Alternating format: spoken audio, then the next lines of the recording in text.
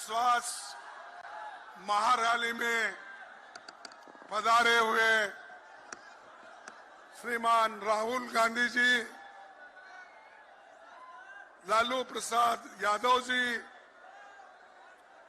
राबड़ी देवी जी, अखिलेश यादव जी, सीताराम येचुरी जी, doctor राजा, दीपांकर भट्टाचार्य जी, केसी वेणुगोपाल जी, जगदानंद सिंह जी, शकील अहमद खान जी, मदन मोहन झा जी, तारिक अनवर साहब और कन्हैया जी। अभी आपने सभी का भाषण सुना और तेजस्वी यादव जी, ये जो एक जनविश्वास महारैली यहाँ पर बुलाई है, मैं उनको धन्यवाद देता हूं कि इतनी बड़ी रैली आज हम इस गांधी मैदान में देख रहे हैं।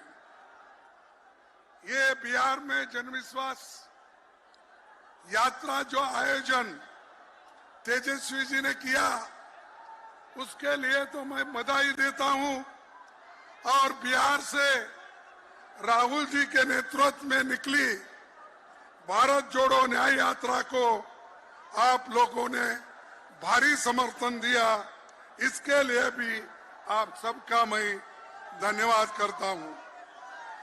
भाइयों, मैं सबसे पहले ये कहना चाहता हूं, आज देश को बर्बाद करने में मोदी जी लगे हैं और मोदी जी हमेशा ये कहते हैं कि मेरी गारंटी। अब वो बीजेपी गारंटी नहीं बोलते या उनके सरकार की गारंटी नहीं कहते, वो हमेशा ये कहते हैं कि मोदी जी की गारंटी। मैं बताता हूं मोदी जी की गारंटी क्या है।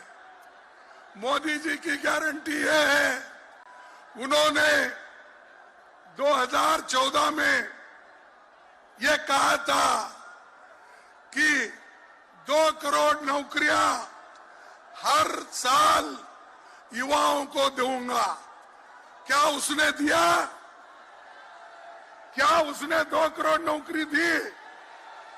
अरे एक प्रधानमंत्री कैसा झूठ बोलता है?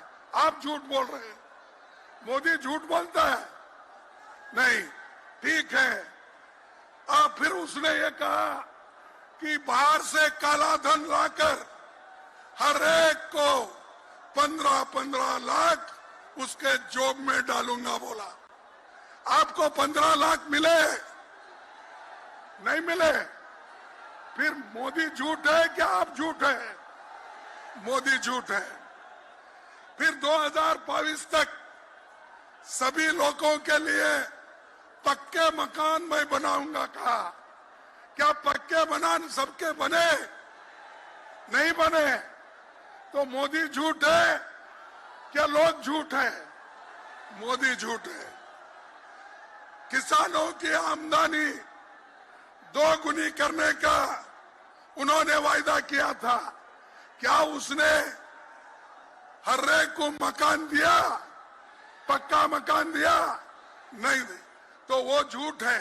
यानी मोदी जी झूठों के सरदार है। उसके बाद पटना को स्मार्ट सिटी बनाने का उन्होंने वायदा किया और धोखा दिया। और 10 सालों में मोदी जी घूम घूम कर इस योजनाओं का उन्होंने प्रचार किया, लेकिन आज किसी को भी वो फायदे नहीं मिले। फिर भी वो कहते हैं कि बेरोजगारी निकालूंगा। अरे उस इतने कीमतें ऊपर गए हैं, फिर भी मोदी ये कहते हैं कि मैं सारे लोगों को सुखी और समृद्धि करूंगा। भाइयों, मोदी जी के स्टेट में 25,000 लोग सुसाइड करते हैं 3 साल में, क्योंकि नौकरी नहीं, खाने के लिए अन्न नहीं, काम नहीं। आज मोदी के स्टेट में 25,000 लोग 3 साल में मर चुके हैं, सुसाइड कर लिए। 500 स्टूडेंट सुसाइड कर लिए हैं। फिर भी मोदी कहते हैं ये मोदी की गारंटी। तुम्हारी गारंटी क्या है? सबको मालूम है, सबको धोखा देना यही गारंटी है आपकी। भाइयों, मैं दूसरी बात ये कहूंगा, उन्होंने नौकरी का वायदा किया था, उन्होंने तो नहीं दिया, लेकिन तेजस्वी ने जो वायदा किया था वो उसने करके दिखाया। और आप लोगों को 3 लाख नौकरियां उन्होंने दी।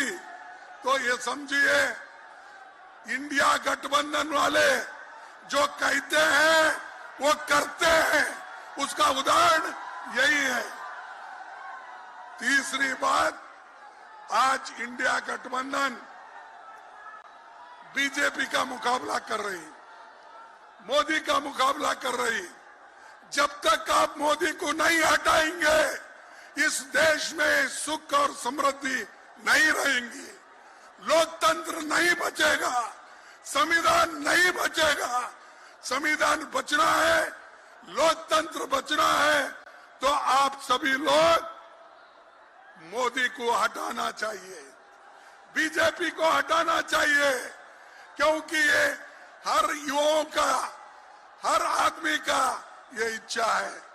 इसलिए भाइयों, पहला काम, हमारे नौजवान साथियों से मैं अपील करता हूं, ये आपका काम है, देश का संविधान बचाना, लोकतंत्र को बचाना, ये आपका काम है।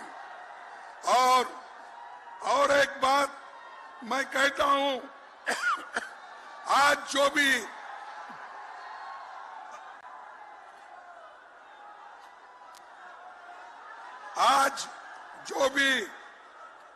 इस ऐतिहासिक पटना में जो वायदे हो रहे हैं, सब लोग मिलके यहाँ पर आए हैं, तो वो आज मजबूती से काम करना चाहते हैं। ये बीजेपी ईडी को लेके, इनकम टैक्स को लेके, विजिलेंस को लेके डराने की कोशिश कर रहे हैं। ये डराने का, धमकाने का काम बीजेपी करेगी, मोदी करेगा, लेकिन हम लोग डरने वाले नहीं, झुकने वाले नहीं। हम कट जाएंगे लेकिन झुकने वाले नहीं। तो ये इसीलिए तो आज लालू जी के ऊपर इतने केस है, वो जब छुटाते हैं एक के बाद एक केस करते हैं, लेकिन उन्होंने कभी सरकार के सामने झुके नहीं, सरकार के सामने कभी उन्होंने शरण नहीं गया। लेकिन तेजस्वी जी कहां गए? उनके चाचा शरण में गए, आपके चाचा शरण में गए और बोल रहे हैं बाहर जाके, मैं थोड़े दिन के लिए बाहर गया था। ये तो नीतीश ने बोला ना। नीतीश ने क्या बोला? थोड़े दिन के लिए बाहर गया था, मैं फिर वापिस आया हूं, आपके चरणों में ही मैं रहूंगा, ये उसने कहा। लेकिन आपके चाचा तो मामू की चाय पीने के लिए गए हैं। आपके चाचा मामू की चाय पीने के लिए गए हैं, लेकिन कल वो चाय पी के वापिस आएंगे, फिर नहीं लेना आपको, फिर उनको वापिस नहीं लेना।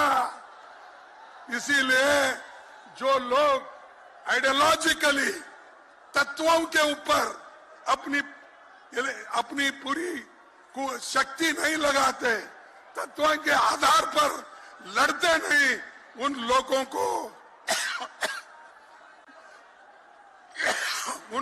को आप कभी लेना नहीं, और फिर हम मिल के करना है।